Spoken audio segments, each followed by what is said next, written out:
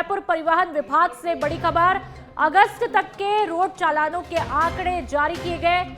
RTO प्रथम Jaipur 20.30 crore CF के साथ में प्रदेश में प्रथम आरटीओ, द्वितीय जयपुर दूसरे स्थान पर आरटीओ अजमेर, तीसरे स्थान पर आरटीओ राजेंद्र सिंह शेखावत के आने के बाद सीएफ पर पहली बार हुआ बड़ा काम। साल 2022 से 23 में कुल सीएफ था 26 crore.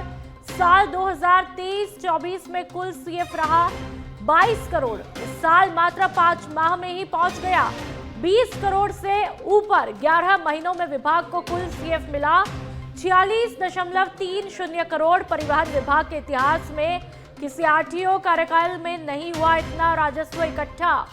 Star of the month और ऑपरेशन कवच जैसे प्रयोगों से बढ़ा राजस्व। सरकार को केवल रोड चालानों से 11 महीनों में 25 करोड़ का फायदा। 4000 से ज्यादा ओवरलोड चालान, पूरे प्रदेश में पहले स्थान पर।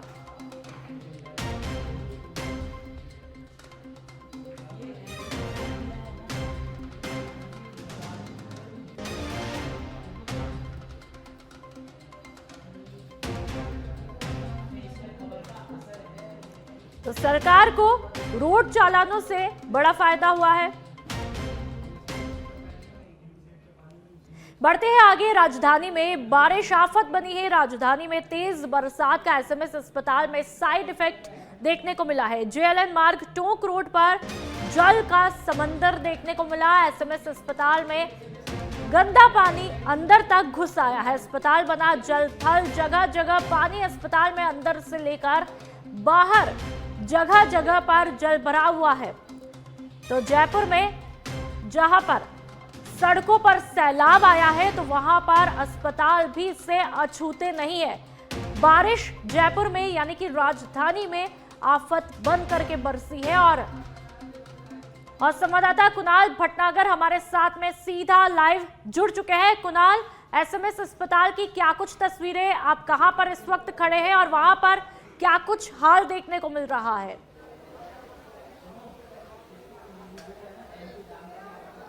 देखिए नूपुर, अभी हम एसएमएस अस्पताल के ओपीडी में हम मौजूद हैं। आप ये देखेंगे ओपीडी वाला ये जो आप ये देखेंगे कि ओपीडी वाला ये जो रोड है यहाँ पर अंदर एसएमएस अस्पताल के अंदर ये कॉरिडोर है ओपीडी का। यहाँ पर आप देखेंगे कि पानी जल भराव की स्थिति यहाँ पर हुई पड़ी है। सड़कों का जो गंदा पानी है वो बाहर आ गया है और आप देख सकते हैं जो मरीज है वो यहाँ पर लाइन में लगकर गंदे पानी में ये जो खड़े होकर लाइन लगाने को जो है मजबूर है और भीड़ भी यहाँ पर जो है हो रही है। अगर पूरा इस आप कॉरिडोर की तस्वीर यहाँ पर देखेंगे तो आप पाएंगे कि यहाँ पर जो है पूरे रोड पर जो है अंदर कॉरिडोर की रोड पर पानी जो है यहाँ पर भरा पड़ा है और जिससे जो यहाँ पर आने वाले मरीज हैं उनको यहाँ पर खासा परेशानियों का जो है सामना करना पड़ रहा है। अगर आप तस्वीरें देखेंगे तो मरीजों की लंबी लाइन जो है यहाँ पर लगी हुई है और क्योंकि अंदर पानी आ गया है ये दिखाता है कि जो ड्रेनेज सिस्टम है वो किस तरह का ड्रेनेज सिस्टम है यहाँ पर। और आप देख सकते हैं जो मरीज है वो यहाँ पर पानी के अंदर लाइन में लगने को जो है मजबूर है। इसी तरह का जो नजारा है, अगर मैं आपको तस्वीरें दिखाना चाहूँ तो इसी तरह का जो नजारा है वो यहाँ पर बाहर का जो नजारा है नुपुर, बाहर का भी कुछ इस तरह का नजारा है। लोग जो है यहाँ पर लाइन लगाने को मजबूर है और जो गंदा पानी है वो जो है अस्पताल एसएमएस अस्पताल के जो है अंदर वो है यहाँ पर आ गया है। लोगों को जो है यहाँ पर खासा परेशानियों का जो है सामना करना पड़ रहा है। आप यहाँ पर देखेंगे कि पगडंडी बनाकर जो है लोग यहाँ पर चलने को मजबूर हैं और जिस तरह से बिल्कुल कुणाल, वहां पर लंबी लंबी तादाद में कतारों में मरीज आ रहे हैं अपना इलाज कराने के लिए। लेकिन जो तस्वीरें हैं वो कई सवाल भी खड़े करती है कि यहाँ पर मरीज ठीक होने आते हैं या फिर ये गंदगी, मच्छर, बरसात का पानी, जो अव्यवस्था देखने को मिल रही है, मरीजों पर क्या इम्पैक्ट, उनसे बातचीत करने की कोशिश कीजिए।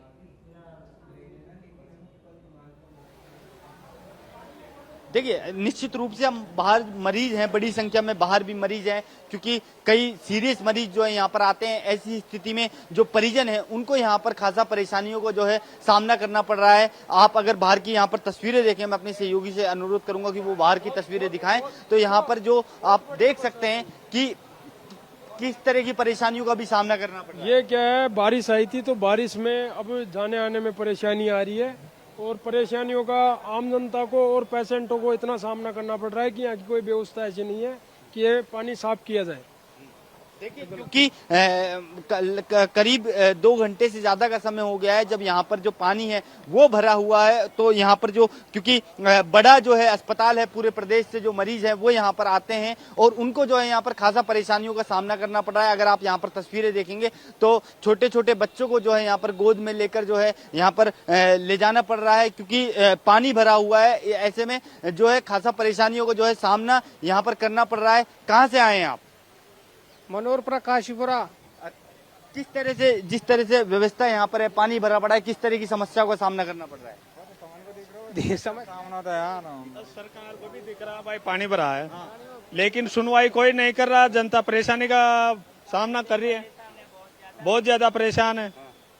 तो इसको सरकार को देखना चाहिए भाई, ये पानी निकाल के लोगों को कितनी परेशानी का फायदा, कुछ नुकसान हो रहा।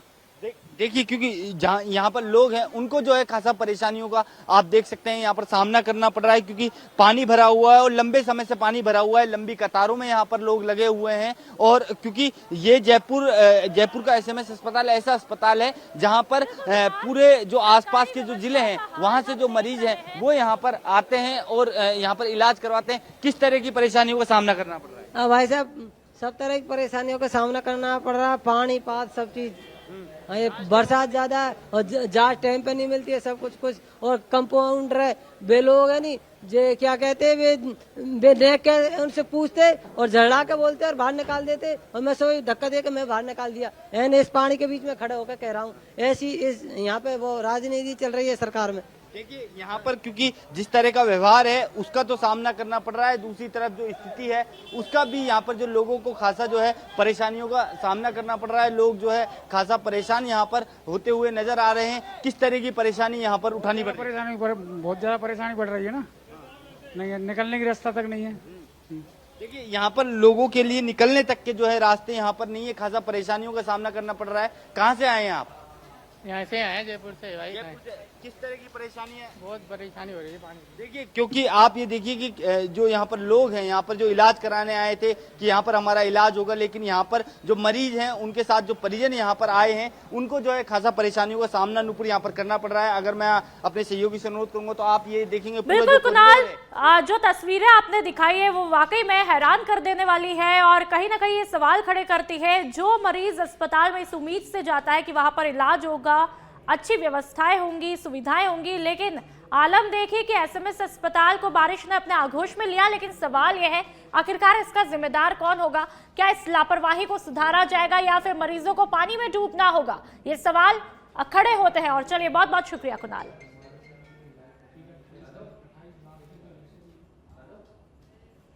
और चलिए अब आपको सीधा विधानसभा ले चलते हैं जहां पर कार्यवाही अब शुरू हो चुकी है। सदन की मेज पर रखता हूं। श्री जवाहर सिंह बेडम।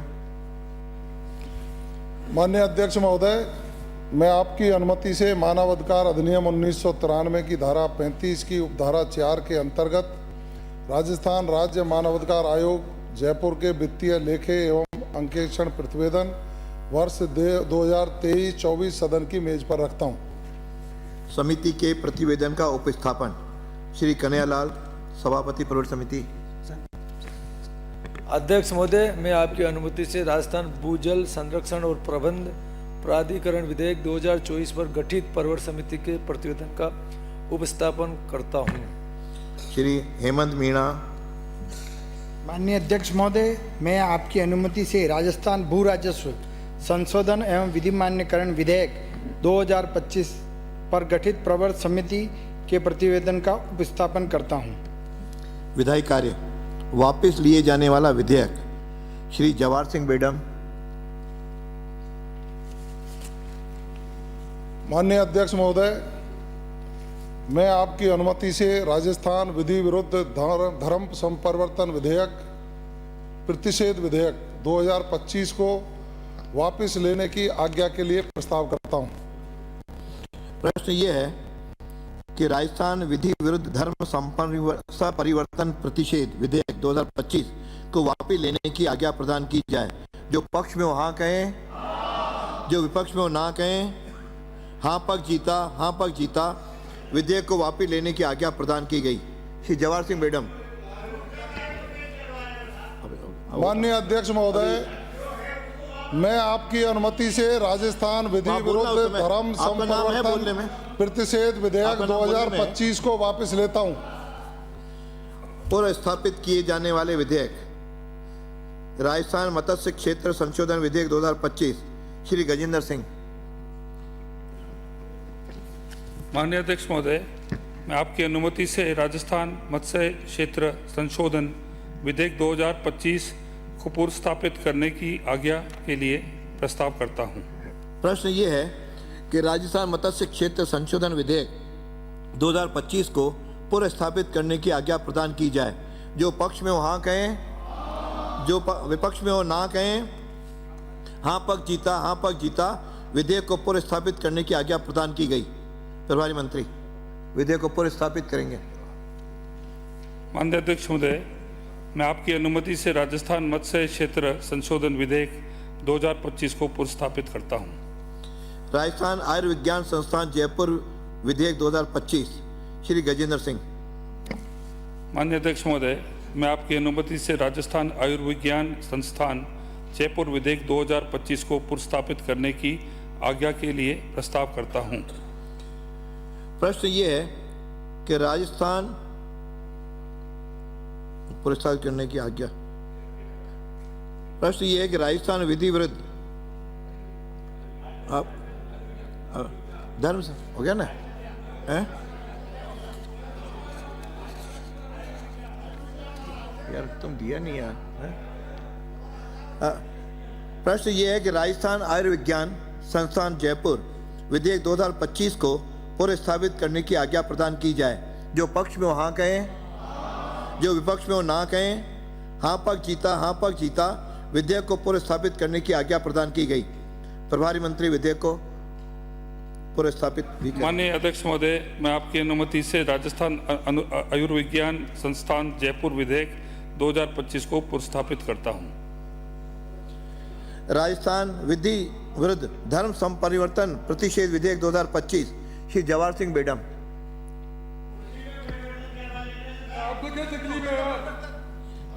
आपको बोलना क्यों दर्द हो रहा है? अरे माननीय सदस्य, आपको मौका है।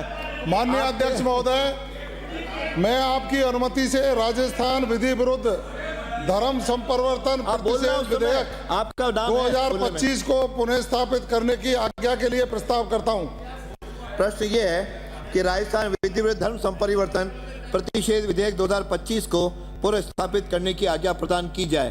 जो पक्ष में हो हाँ कहें, जो विपक्ष में हो ना कहें। जो पक्ष में हो हाँ कहें, जो विपक्ष में हो ना कहें। हाँ पक्ष जीता। विधेयक को पुनर्स्थापित करने की आज्ञा प्रदान की गई। प्रभारी मंत्री विधेयक को पुनर्स्थापित भी करेंगे। माननीय अध्यक्ष महोदय, मैं आपकी अनुमति से राजस्थान विधि विरुद्ध धर्म संपरिवर्तन प्रतिषेध विधेयक 2025 को पुनर्स्थापित करता हूं। विचारार्थ लिए जाने वाले विधेयक सर्व समिति द्वारा प्रतिवेदित राजस्थान कोचिंग सेंटर विधेयक 2025, श्री प्रेमचंद बैरवा।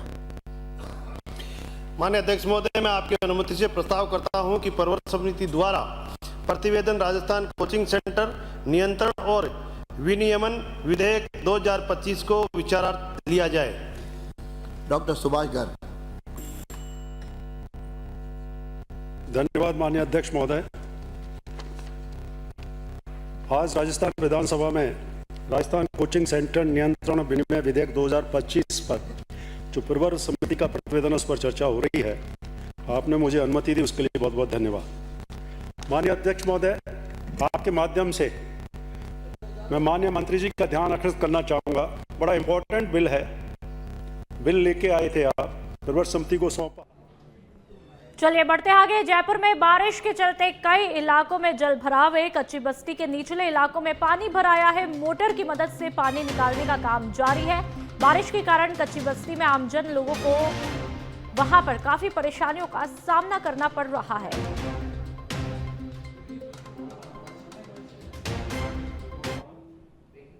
कई इलाकों में हालत खराब हो गए हैं। हम इस समय जवाहर नगर के टीला नंबर 1 पर मौजूद हैं। मैं अगर यहाँ की तस्वीर अपने सहयोगी से कहूँ वो यहाँ पर दिखाएं तो हल्की बारिश में यहाँ पर जो स्थिति है, यहाँ पर जो निचले इलाके हैं वहां पर पानी भर गया है। प्रशासन के द्वारा यहाँ पर पानी निकालने का काम अभी किया जा रहा है। स्थानीय लोगों का आरोप है कि बार बार हम शिकायत करते हैं, हल्की बारिश में ही यहाँ पर जो निचले इलाके हैं वहां पर पानी भर जाता है और स्थिति ऐसी हो जाती है कि घरों में जो है पानी यहाँ पर घुस जाता है। अगर आप यहाँ पर देखेंगे तो पानी जो दूर तक जो पानी है वो यहाँ पर घरों में जो पानी है वो यहाँ पर चला गया है, जिसके कारण जो यहाँ पे राहगीरी है उनको जो है घरों से निकलने में खासा परेशानियों को जो है सामने यहाँ पर करना पड़ रहा है। कुछ स्थानीय लोग हमारे साथ मौजूद हैं। जब भी बरसात होती है पानी भर जाता है, खासा परेशानियों का सामना आप लोगों को करना पड़ता है। ये देखा जाए जिस तरीके से आपको पानी का लेवल दिख रहा है अभी तो बहुत कम हो चुका है, लेकिन जब बारिश आ रही थी कम से कम कमर के बराबर पानी था और ये हर बार की समस्या है हमारी। और पार्षद है जो यहाँ का फूलचंद, वो ना तो ये नाला साफ करवाता और ना यहाँ के समाज मतलब पब्लिक को देखता नहीं है। वोट के टाइम तो आप आ जाओगे बोला मैं वोट दो, लेकिन जब पब्लिक परेशान हो रही जब आके नहीं देखते। देखिए, क्योंकि स्थानीय प्रतिनिधि हैं, बार बार उनको इस बारे में अवगत करवाया जाता है, लेकिन वोट लेने के टाइम पर जो जनप्रतिनिधि है वो आ जाते हैं, लेकिन जब समस्या आती है उसका समाधान करने के लिए जो है नहीं आते हैं। अब क्योंकि देखिए, क्योंकि अगर आप दूर तक देखेंगे तो यहाँ पर जो स्थानीय लोग हैं उनमें खासा नाराजगी अपने जनप्रतिनिधि को लेकर है। मैं क्योंकि लगातार पानी भर जाता है, इस तरह की शिकायतें आती हैं और एक बार फिर बरसात हुई और बदहाल स्थिति में जो है कच्ची बस्ती जो है नजर आ रही है। सर हमें 4 दिन हो गए, 4 दिन से हम सो नहीं रहे हैं, रात को सारी रात जगना पड़ता है हमें, फिर भी हम परेशान होते हैं, क्या करें हम। लेकिन फिर भी अब जो हमारे पार्षद वगैरह है वो कोई सुनवाई नहीं कर रहे हैं हमारे यहाँ की। और ये देख सकते हो हमारी यहाँ की हालात, बच्चे सब बूढ़े आदमी तो बेचारे क्या करें, वो घर के अंदर बैठे हुए हैं, अब वो निकल भी नहीं सकते, उनकी तबीयत खराब है। और इन पानी को अंदर से कोई मच्छर तो क्या है, लेकिन फिर भी बीमारियां हमारे, अब आप देख सकते हो हम कैसी हालतों में यहाँ पे। तो आप यहाँ पर देख सकते हैं ये कच्ची बस्ती का नजारा था। ऐसे ही कई स्थिति जो है जयपुर के अलग अलग हिस्सों में जो है बनी हुई है। हालांकि जो स्थानीय लोग हैं उनमें जो है प्रशासन को लेकर खासा गुस्सा नजर आ रहा है। सहयोगी हरिशंकर त्यागी के साथ मैं कुणाल भटनागर, सच पे धड़क, जयपुर। और चलिए बात दौसा की, जहां पर सदर थाना क्षेत्र के नेशनल हाईवे 21 कालाखो के पास में पुलिस बस और ट्रक में भिड़ंत हुई, जिसमें हार्डकोर अपराधी को परबतसर नागौर से धौलपुर न्यायालय की पेशी पर ले जाया जा रहा था, जिसकी जानकारी डेप्यूटी एसपी रवि प्रकाश शर्मा ने देते हुए बताया कि हादसे में एक एएसआई और चालक, 2 पुलिस कमांडो सहित हार्डकोर अपराधी हादसे के शिकार में गंभीर रूप से घायल हुए हैं, जिनका इलाज जिला अस्पताल में जारी है। हादसे में शिकार कुख्यात डकैत लुक्का का दौसा जिला अस्पताल में उपचार जारी है, जिसकी सुरक्षा में कई बंदूकधारी पुलिसकर्मी तैनात है। तो आप तस्वीरें देख सकते हैं कि किस तरह से यहाँ पर ये घटना होती है और हार्डकोर अपराधी नागौर से धौलपुर लेकर जाए जा रहे होते हैं, लेकिन उसी दौरान गाड़ी की भिड़ंत हो जाती है, ट्रक और पुलिस वैन की भिड़ंत। और आप देख सकते हैं कि किस तरह से पुलिस वैन और ट्रक का हाल जो है वो बेहाल हो गया है। गाड़ियां क्षतिग्रस्त हुई है, आगे का हिस्सा पूरी तरह से चकनाचूर होते हुए दिखाई दे रहा है।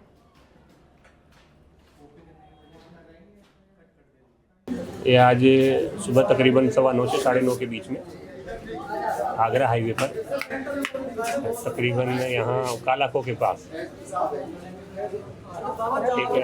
जो हार्डकोर अपराधी को लेके जा रही थी परबतसर नागौर से धौलपुर, तो बस और ट्रक के बीच टक्कर हुई है और उस टक्कर में हमारे जो पुलिस के एक तो ड्राइवर है, एक एएसआई है और उनके साथ 2 जवान हैं, वो घायल है। उसके साथ ही साथ जो हार्डकोर अपराधी है वो भी घायल है और उनका 2 को एसएमएस रेफर किया गया है, बाकी का यहाँ राजकीय चिकित्सालय दौसा में इलाज चल रहा है।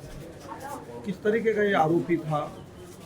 इस संबंध में भी कोई जानकारी नहीं है हमारे पास, क्योंकि ये धौलपुर लेके जा रहे थे कोई पेशी हो, तो जितनी भी जानकारी। दौसा सदर थाना क्षेत्र के कालाखो के पास आज परबतसर से धौलपुर लेके जा रहे हार्डकोर अपराधी को लेकर जा रही पुलिसकर्मियों की वैन एक ट्रक से टकरा गई, जिसमें 7 पुलिसकर्मी सहित हार्डकोर अपराधी भी घायल हो गया। ये अपराधी है धर्मेंद्र उर्फ लुक्का, जिस पर 1 लाख का इनाम है और इसे मई 2024 में 100 राउंड फायर करने के बाद इसे पकड़ा गया था। ये कितना हार्डकोर अपराधी, कितना खतरनाक अपराधी है, जिसे आज परबतसर से धौलपुर पेशी के लिए पुलिसकर्मी लेकर जा रहे थे। ये पुलिस वैन जो ट्रक से टकराई तो इस में 4 कमांडो सहित 1 एसआई और 1 कांस्टेबल घायल हो गया और हार्डकोर अपराधी भी इसमें घायल हो, जिसे दौसा जिला अस्पताल में अभी इमरजेंसी वार्ड में भर्ती कराया गया। आप मेरे पीछे देख सकते हो कि किस तरह से पुलिस जाब्ता तैनात है। हार्डकोर अपराधी होने के साथ साथ इस पर जो पुलिसकर्मी है, हथियारबंद पुलिसकर्मियों के साथ इसे दौसा जिला अस्पताल में उपचार के लिए लाया गया। आप देखते हो कितना जाब्ता है। और ये मई 2024 में इसने जो बांध थे अपराध का पर्याय था और इस पर 1 लाख रुपए का इनाम था। इसे पकड़ने के बाद अब पुलिस इसे पैसे क्यों लेके जा रही थी और इसी दरमियान हादसा हो गया। अब यह दौसा जिला अस्पताल में पुलिसकर्मी बड़ी तादाद में हार्डकोर अपराधी के लिए तैनात है। और चलिए बढ़ते आगे। विधानसभा के मॉनसून सत्र का आज दूसरा दिन। विधानसभा में कांग्रेस और बीजेपी के बीच में आज भी जमकर नारेबाजी हुई। 1 सितंबर को सत्र का आगाज हुआ, लेकिन 3 तारीख तक सुबह तक 11 बजे तक स्थगित किया गया और उसके बाद में आज दूसरे दिन सत्र की शुरुआत होती है, हंगामेदार रहती है। मंत्री संजय शर्मा बाहें चढ़ा करके जूली की तरफ बढ़ते हैं। पटेल और अविनाश गहलोत ने उन्हें रोका होता है और इसलिए कार्यवाही को स्थगित किया जाता है। वन मंत्री संजय शर्मा, नेता प्रतिपक्ष टीकाराम जूली की तरफ बाहें चढ़ा करके आक्रामक अंदाज में बढ़ने लगे थे। संसदीय कार्य मंत्री जोगाराम पटेल और सामाजिक न्याय अधिकारिता मंत्री अविनाश गहलोत ने हाथ फैलाकर उन्हें रोका। संजय शर्मा को रोका नहीं जाता तो वे जूली की तरफ बढ़ जाते और भिड़ंत भी हो सकती थी। और ये तस्वीरें आप देख सकते हैं कि किस तरह से आज विधानसभा की कार्यवाही के दौरान हंगामा होता है और आज भिड़ंत की तस्वीरें भी देखने को मिल सकती थी। देखिए कि किस तरह से आज विधानसभा का मॉनसून सत्र हंगामेदार रहता है। कांग्रेस और बीजेपी के बीच में जमकर नारेबाजी होती है और स्पीकर ने तत्काल सदन की कार्यवाही को आज स्थगित कर दिया है। बिगड़ते माहौल को देखते हुए कांग्रेस और बीजेपी के बीच में जम करके नारेबाजी होती है। मंत्री संजय शर्मा, नेता प्रतिपक्ष यानी कि टीकाराम जूली की तरफ बाहें चढ़ा करके दौड़ते हैं। आक्रामक तेवर उनके देखने को मिलते हैं, आक्रामक अंदाज जो कि आप टीवी पर भी देख सकते हैं। लेकिन गनीमत ये रही कि समय रहते उनको रोका गया, वरना विधानसभा के अंदर जो तस्वीरें शायद आज आप और हम देखते वो लोकतंत्र की अच्छी तस्वीरें नहीं होती।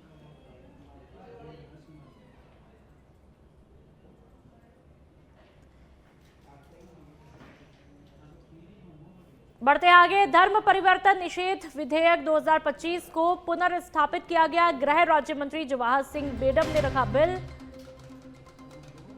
तो एक मुख्य जानकारी, गृह राज्य मंत्री जवाहर सिंह बेडम ने एक मुख्य बिल आज सदन के अंतर्गत रखा है। धर्म परिवर्तन निषेध विधेयक 2025 को पुनर्स्थापित किया गया। गृह राज्य मंत्री जवाहर सिंह बेडम ने ये बिल रखा।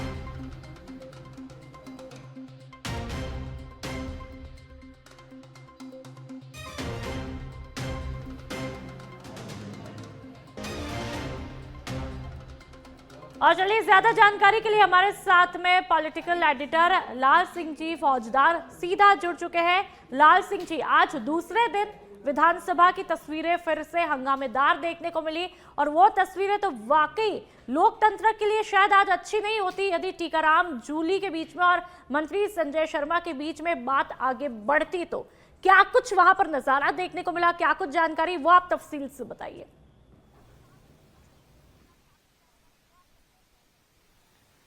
देखिए नुपुर, आपने बिल्कुल ठीक कहा है कि शायद अगर उनको नहीं रोका जाता तो आज राजस्थान का वो सदन शर्मसार हो जाता जो पूरे देश में अपनी एक खास छवि रखता है, अपने महान गुणों के लिए जाना जाता है, अच्छे व्यवहार के लिए जाना जाता है। दरअसल नुपुर, पूरा घटनाक्रम हम अगर दर्शकों को बताना चाहें तो हुआ ये, क्योंकि प्रश्नकाल और शून्यकाल आज दोनों ही स्थानों पर हंगामा हुआ, यानी दोनों जगह हंगामा हुआ। प्रश्नकाल में जो हंगामा हुआ था वो हंगामा हुआ इस मामले को लेकर कि जो स्मार्ट मीटर हैं, इस मामले को लेकर हंगामा हुआ और शून्यकाल में हंगामा हुआ। झालावाड़ में जो 7 बच्चों की मौत का मामला लगातार विपक्ष इसको उठा रहा है, बाहर भी उन्होंने इसको उठाया, बाहर भी प्रदर्शन किया और श्रद्धांजलि आयोजित की। अब सदन में जब जैसे ही प्रश्न उठाना शुरू हुआ तो सुरेश गुजर जो खानपुर से आते हैं, उन्होंने झालावाड़ में 7 बच्चों की मौत का मामला उठाया। इसके बाद लगातार मामला उठाते ही विपक्ष इस पर हमलावर हो गया, विपक्ष की तरफ से नारेबाजी शुरू हो गई। जब विपक्ष नारेबाजी कर रहा था नुपुर, तो उसी वक्त सत्ता पक्ष के कुछ विधायकों और मंत्रियों ने इस पर ऐतराज जताया, उनकी तरफ से भी नारेबाजी शुरू हो गई। लेकिन जब जैसे ही विपक्ष के विधायक वेल में आए, नेता प्रतिपक्ष टीकाराम जूली के नेतृत्व में जोरदार प्रदर्शन किया, जबरदस्त नारेबाजी करते रहे। इधर सत्ता पक्ष के विधायक भी खड़े हो गए अपने मेज पर और वो भी नारेबाजी करने लगे। यहाँ तक तो सब ठीक था नुपुर, लेकिन जैसे ये मामला बढ़ा, विपक्ष अपने तेवर दिखा रहा था, उसी वक्त संजय शर्मा जो वन मंत्री है, और खास बात यह है कि नेता प्रतिपक्ष टीकाराम जूली और संजय शर्मा दोनों अलवर जिले से आते हैं, तो संजय शर्मा ताब में आकर अपनी बाहें चढ़ाते हुए नेता प्रतिपक्ष टीकाराम जूली की तरफ बढ़ने लगे। उनके साथ कुछ और विधायक भी बढ़े। उसी दौरान विपक्ष के जो तमाम विधायक नेता प्रतिपक्ष टीकाराम जूली के नेतृत्व में विरोध प्रदर्शन कर रहे थे, वो भी सत्ता पक्ष की ओर बढ़ने लगे। लेकिन जैसे ही हालात का पता लगा, संसदीय कार्य मंत्री जोगाराम पटेल और सामाजिक न्याय एवं अधिकारिता मंत्री अविनाश गहलोत को जैसे ही स्थिति का भान हुआ कि स्थिति बिगड़ सकती है और संजय शर्मा बाहें चढ़ाते हुए गुस्से में आगे बढ़ रहे हैं टीकाराम जूली की तरफ, क्योंकि दोनों तरफ ही टकराव के हालात थे। अगर मैं यूं कहूं तो इधर संजय शर्मा उनकी तरफ बढ़ रहे, तो टीकाराम जूली भी उस बात को भान करते हुए वो भी कुछ आगे कदम बढ़ा रहे थे। इसको जैसे ही ध्यान में आया, दोनों नेताओं ने संजय शर्मा को रोका। इस रोकने के दौरान नुपुर, उनकी जो शर्ट का बटन होता, ऊपर वाला बटन जो हम तस्वीरों में दिखा रहे हैं अपने दर्शकों को, वो टूट गया, वो अलग हो गया। हालांकि दोनों को टकराने से रोक लिया गया। जैसे ये असहज स्थिति विधानसभा में बनी, स्पीकर वासुदेव देवनानी ने तुरंत प्रभाव से विधानसभा को स्थगित कर दिया। लेकिन नुपुर, सवाल ये है कि ऐसी नौबत क्यों आए? आप विरोध प्रदर्शन करिए, आप अपनी बात रखिए, लेकिन आप, क्योंकि आप पूरा राजस्थान आपको देखता है, आप सदन की एक गरिमा होती है, सदन की एक मर्यादा होती है, आपको देखकर लोग सीखते हैं, और आप क्योंकि प्रतिनिधित्व करते हैं जनता का, आप जनाकांक्षाओं के केंद्र सबसे बड़े सदन में आकर बैठते हैं और ये उम्मीद करती है जनता की यहाँ बैठकर आकर आप उनके सपनों को साकार करोगे, उनकी समस्याओं का हल आज निकलेगा, क्योंकि प्रदेश की पूरी जनता उस दिन का इंतजार करती है जब सदन की कार्रवाई शुरू हो। बहुत से ऐसे मुद्दे होते हैं जो लंबे समय तक कहीं सुनवाई नहीं हो रही होती है, तो विधायकों के जरिए सदन में उन मुद्दों को उठाया जाता है ताकि पीड़ित पक्ष को न्याय मिल सके। लेकिन यहाँ हो क्या रहा है? यहाँ लड़ाई ईगो की हो रही है। यहाँ हो क्या रहा है कि सत्ता पक्ष और विपक्ष में टकराव के हालात बन रहे हैं। यहाँ हो क्या रहा है कि सदन हंगामे की भेंट चढ़ रहा है। तो आज ये नुपुर जो हुआ, वो निश्चित रूप से मर्यादा को तार तार करने वाला सीन था। निश्चित रूप से मैं कह सकता हूँ कहीं ना कहीं इससे बचना होगा, नहीं तो राजस्थान की जो विधानसभा का इतिहास कभी ऐसा नहीं रहा है लंबे समय से अन्य प्रदेशों की। बिल्कुल लाल जी, आपने ठीक कहा, यदि आज मंत्री संजय शर्मा को नहीं रोका जाता तो शायद जो सदन की तस्वीरें देखने को मिलती वो बेहद ही शर्मसार कर देने वाली होती। लोकतंत्र के लिए शायद वो तस्वीरें बिल्कुल भी अच्छी नहीं होती। कहीं ना कहीं सदन की मर्यादा को तार तार वाली तस्वीरें होती, लेकिन समय रहते यहाँ पर कार्यवाही को स्थगित किया गया। चलिए, बहुत बहुत शुक्रिया।